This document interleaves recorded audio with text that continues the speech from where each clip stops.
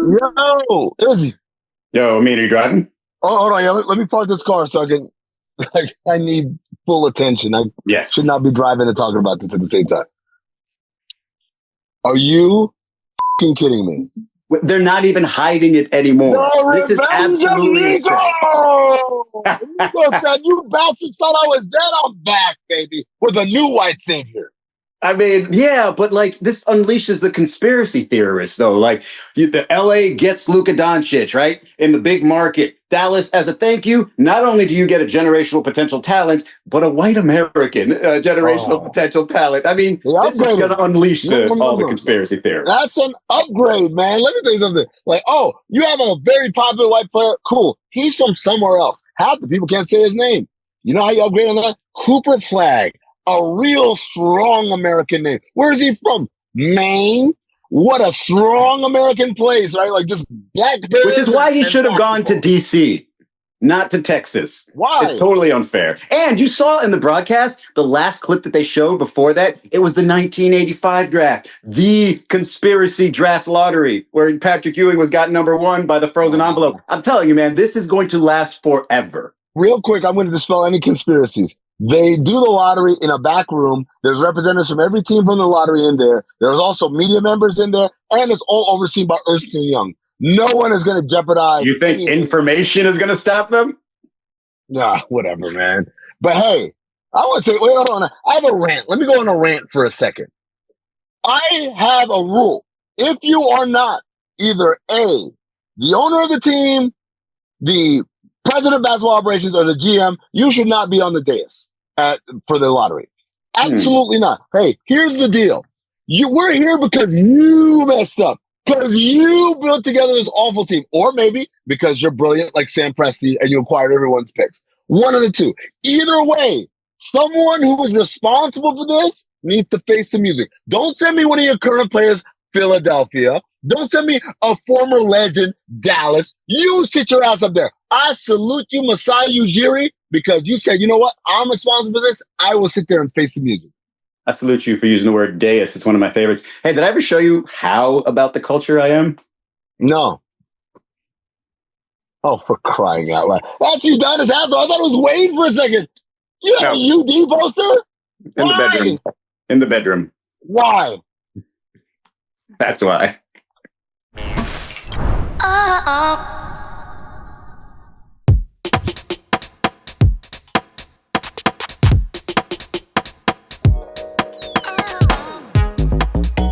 Welcome to Oddball. I'm Amin Elhassan. That over there is Izzy Gutierrez. We got a fun show for you guys today.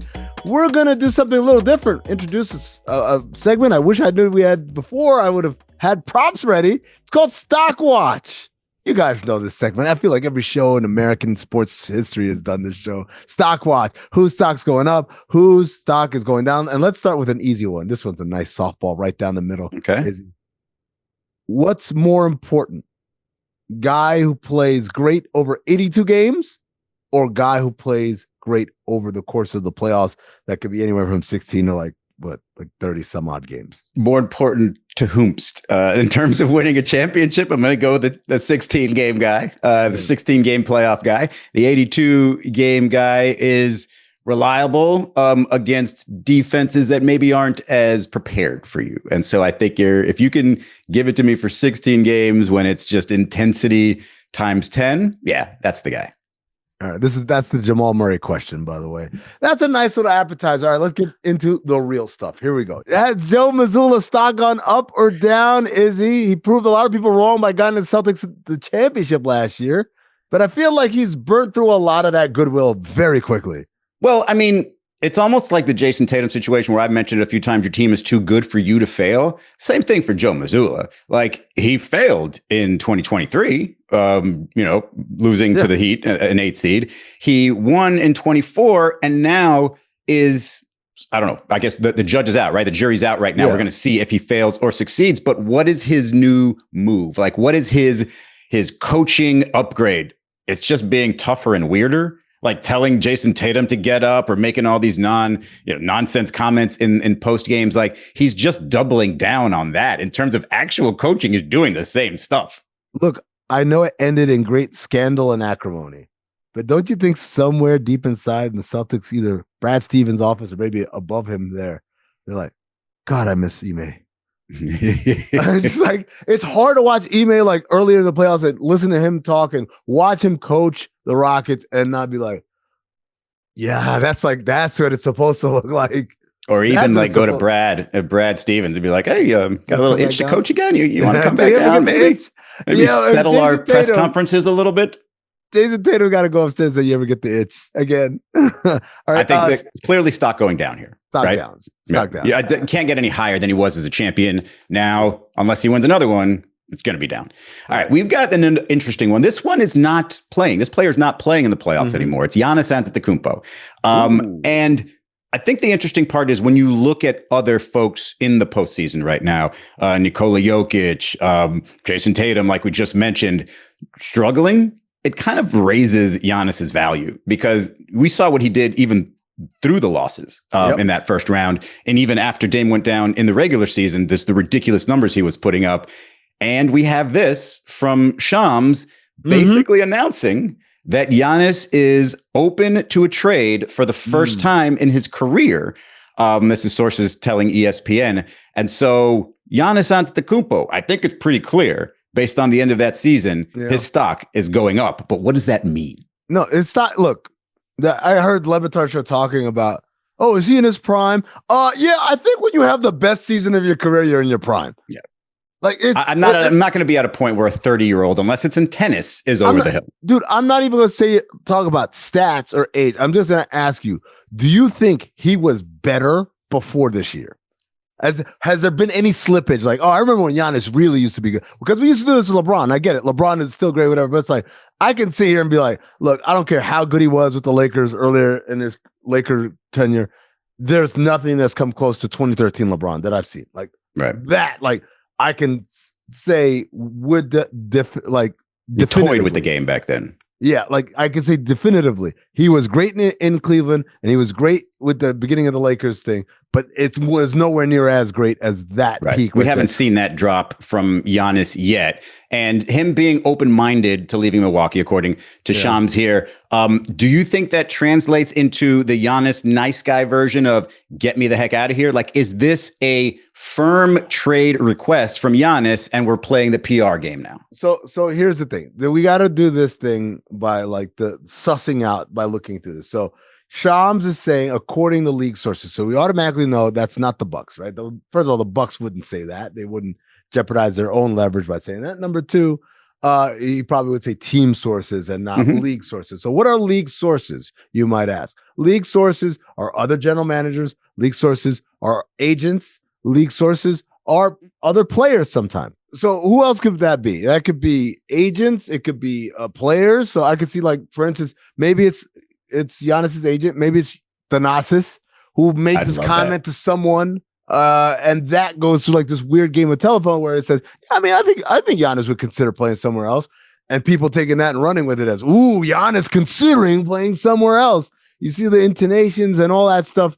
This is even that would have to be for the first time ever, right? Like they would for 4 years now. They've been checking in with Thanasis, and then no, this is the first time he says that Giannis might be willing to. Before they did the Dame trade, remember he was on my man. If we don't get some changes here.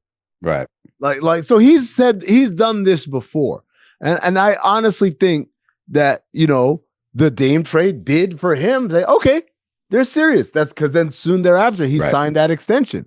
But I think we're just back in a place again here where it's like, okay, things aren't going right. And it's not just that the Dame trade didn't work out the way we thought it would. It's this guy's going to be done for a year. Am I prepared, Giannis Antetokounmpo, am I prepared to sacrifice a year of my career waiting to see what this guy's going to look like on the other side? No. I mean, maybe at this point it's time to say goodbye. But so let's say it is time to say goodbye. This is the most interesting part for me. And this is sort of, some people had this conversation after Luka got traded. They didn't get to have the conversation before he got traded, obviously, because Nico just did this thing, underground. But which teams are even like out on the Giannis conversation? Which teams are you saying, no, don't even call me, I'm not trading my star for Giannis? Because I think there's maybe 4 teams. I think of all the other teams, every other player is available for Giannis. So I'm gonna go with the easy ones first. I don't think the Nuggets pick up the phone. for a Jokic trade. I agree with you. I just don't think it's as easy as you think. I don't think the Spurs pick up the phone for a Wembanyama trade. That's a guarantee. No chance. I think those two, you could put them. The next name I'm about to say is going to sound crazy. I'm not saying that this guy isn't worth trading for Giannis. I'm saying I don't think this team would trade their guy for Giannis. It's the Knicks with Jalen Brunson. Oh my God. I make that trade 100 out of 100 times. No, I get it. On paper, we would do that trade. I think the Knicks have had such bad will for so long. They finally found the thing that makes them look like a genius.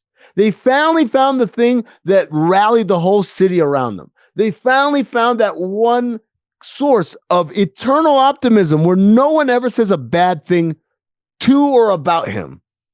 They wouldn't jeopardize that. I think what makes them look like more of a genius? If they turn around obvious pick and get somebody even better that will elevate you even further. Now, if the Knicks win this series, maybe even make an NBA Finals, you can convince yourself all you want that Brunson couldn't win a championship, and maybe you don't make that trade. I'm making it all the time. I'll tell you another guard who probably doesn't make sense in terms of basketball, but they're not doing this trade. The Warriors. They're not trading Steph Curry. They're not trading Steph Curry. Like, you just ruined the vibes from a 15-year dynasty. Like, there's no chance. I'm not comparing the two players, but it's eerily similar to New York. It's like, you were a laughingstock organization. This is the guy that not only pulled you out of that and made you into something real, but also kind of a genius move. No one really saw it coming to this extent. And so this is the thing that they hang their head on, like, we're so smart. We're so smart. We're light years ahead because but it only got them a second round. Like, to me, you just don't hold on to Brunson for that reason.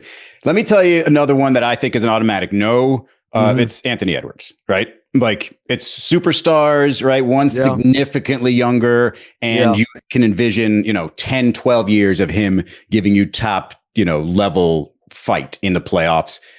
But to me, that's the list. What about Luka? If I'm the Lakers, I'm absolutely listening. Absolutely listening because of everything he got traded for. 25 versus 30, though. That would be the one thing that would keep me from doing it. But if I can tell myself I'm going to get 6 years out of top 3 MVP level Giannis, is that going to be better than what I'm going to get out of the Luka that I've seen over the last 4 or 5 years? I'm going to go ahead and say yes. I think I make that trade. I think I make that trade if I'm the Celtics for Jason Tatum 100 out of 100 times. Yeah. And I also believe, and this is the one that's trickier, I think, for you, I make this trade 100 out of 100 times for SGA if I'm the Thunder. No way, dude. No way, man. No way. No. Tell me why. Why not? Well, first of all, the age difference again, 26 versus 30, right? Number two, Shai has a game that looks like it's going to age tremendously. So even if I give you 6 years of peak Giannis, I think you get like 10 plus. You think we're getting better SGA going forward? This wasn't the best season of SGA. I don't think this is the best. I think he still has higher. His Let's mark that shot comment, shall we? Isn't consistent enough. Like, I think he can get better at that. I think he can get better at creating in a way that, like, without having to rely so much on the foul drawing. I think he's not going to want to be that responsible. I think he's going to know, especially if they lose in the second round, which is obviously still up in the air.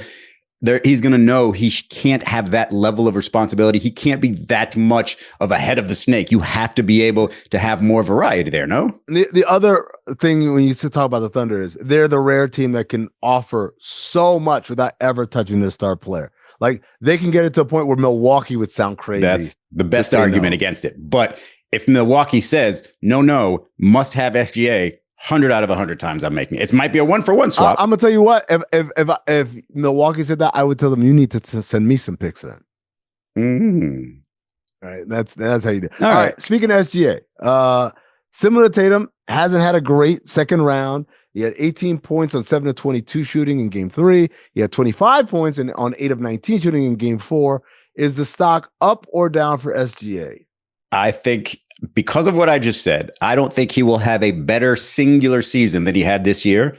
I think it's on the downward trend. I think he is look, you can't really get much higher than MVP level, right? And he's obviously MVP level. And so are you going to continue that over the course of 4 or 5 years and stay steady? Are you going to somehow improve? Like, I don't know if he's the one, like you're saying. His 3-point shot maybe become a little bit more reliable, but if he does that, will he, rely on it too much? Will he not drive as often? Will he not get to the free throw line as often? So I just think, and also because of what a team needs to win at the highest level, like he's got to let them know, I'm not going to be a 40-point a game scorer in the playoffs. Like I need some more help. So in terms of peak seasons, I think this is it for him. And I think he goes slightly downward from here. Yeah, I think he can be top 3 in MVP voting for the next 5 years at least.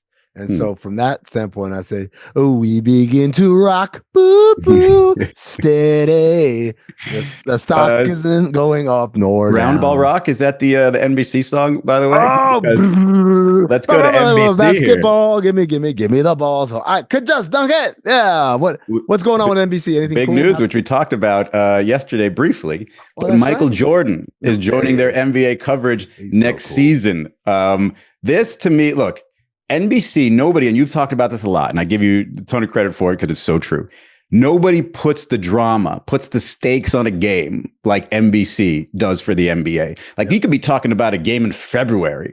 If they got, Bobby Q over there doing doing the lead in and giving me or Marv Albert or whoever, that's going to feel great, right? It's going to feel heavy. Now you've got Michael Jordan. Oh my God, man. You've got Michael Jordan on occasion. And when he's going to do it whenever he kind of wants to. So when he's there, it's going to be a big game and he's going to probably say something critical, probably about LeBron, even though he's not doing that game. Let me just answer real quick. Yes, the stock is way up for NBC. It was already high. We were already excited. This gave it extra juice for sure. But here's my question.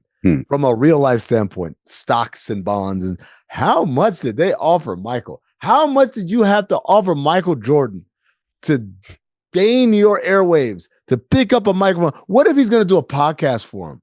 Oh, let me throw this out there. Michael, hire me. Tell them, hey, I'll only come if Amin comes because I'll do it. I'll be the podcaster. I'll be the driver. I will never give another basketball opinion other than just say, Michael Jordan, you're right. Hey, next up, Michael Jordan's going to tell us what else he's right about. I'll do it. Look, NBC, I've never campaigned for a job before. I'm doing it right now. But you're going to be his Ed McMahon, basically? I'll be whatever, man. But me and Mike on it, man. Come on. By the way, Bobby Q is Bob Costas, for those who don't know. Yes. And whenever he's going to give the monologue before a game, it might as well be something huge. It might as well be like election night in the States. Like, that's how big of a deal it felt like. Yeah. Nah, for sure. All right. Let's take a break. On the other side, we are going to bring up a couple of plays from Michael Icy.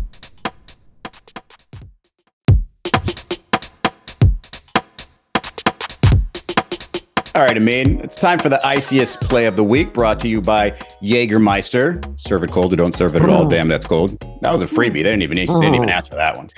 This week, we got a couple of them, all right? Wow. We've got Obi Toppin channeling his inner Dr. J with the very impressive reverse layup. Not exactly like Dr. J's, which is the one hand kind of swooping, makes you feel like he's wearing a baseball glove. He's got such large hands. But here's the interesting part before we dissect this too much.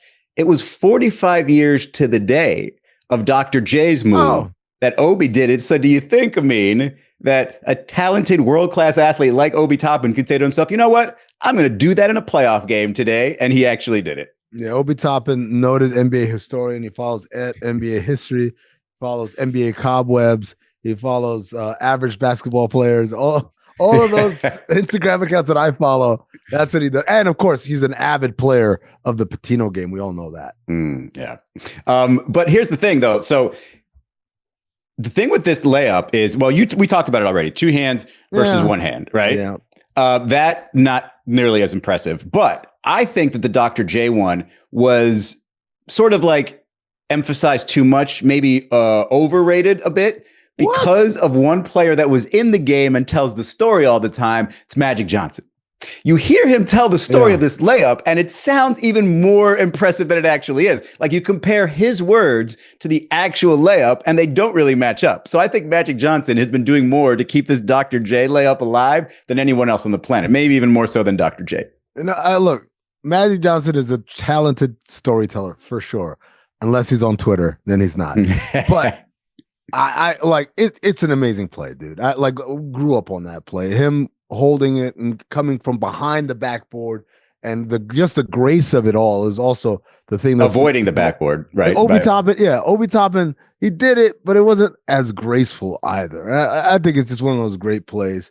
Where do you put it with the Michael Jordan switching of the hands against the Lakers in the 91 finals? Because that was unnecessary and not that spectacular. It's a spectacular move. It was unnecessary, and that's the greatness of Michael Jordan right there. It's like, well, I didn't need to do this. I'm just going to do it just to show you I can, right? Because he got as close to dunking that basketball as I've ever seen anyone get close to dunking before changing their mind, right? He cocked it back. He's all the way here, and he's like, no, you know what? Bring it back. Finish with my left hand. It's a spectacular move. It was Marv Albert had the perfect call for it, and it's lived on forever. It's one of the greatest layups I've ever seen in the history of basketball. Okay. None. So not Obi Toppin. Iciest Play of the Week presented by Jägermeister. Serve it cold or don't serve it at all. Yeah. Jägermeister. Damn, that's cold. For more, visit Jägermeister.com. Drink responsibly. All right. So another one? Yeah, let's do another one. So let's say we don't want to do a layup. Let's say we want to do a little posterization, perhaps from someone who told us doesn't like dunking because it hurts. Didn't hurt him there. Anthony Edwards dunking on Kevon Looney. This is after he got posterized by Jonathan Kuminga in game 3. He came back and he got his revenge. Dude, that's a nasty dunk. It's what, again, why doesn't this dude want to do the dunk contest, man? Who cares if he wins or loses, man? I just want to see him go up there and dunk. It's just too much preparation. He's just more fly by the seat of your pants, do everything right now.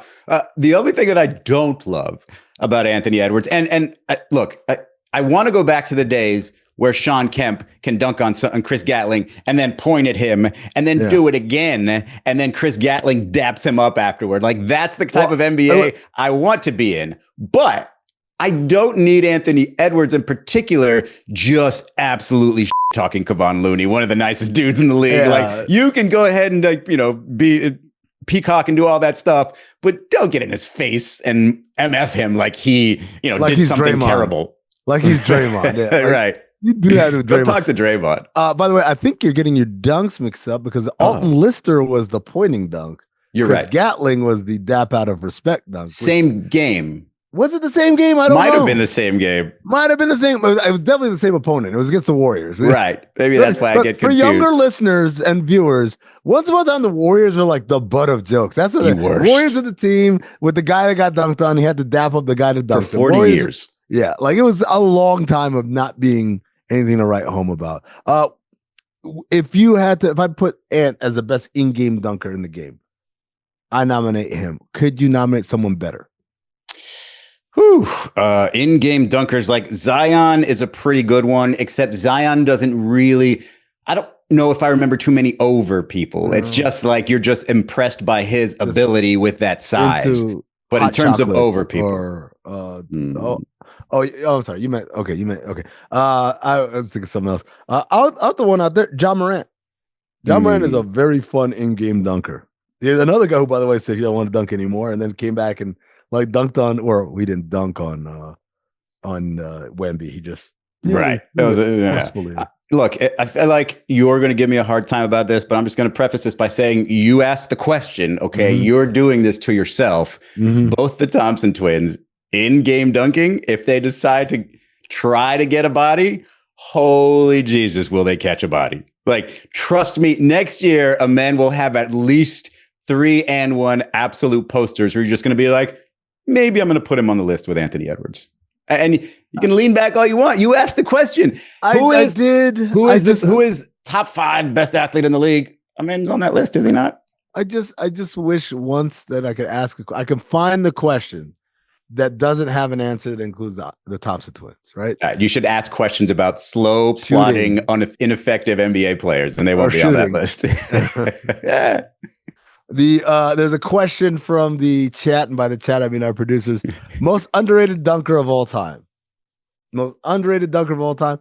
I mean, I guess at this point we gotta say like David Thompson and people like that, right?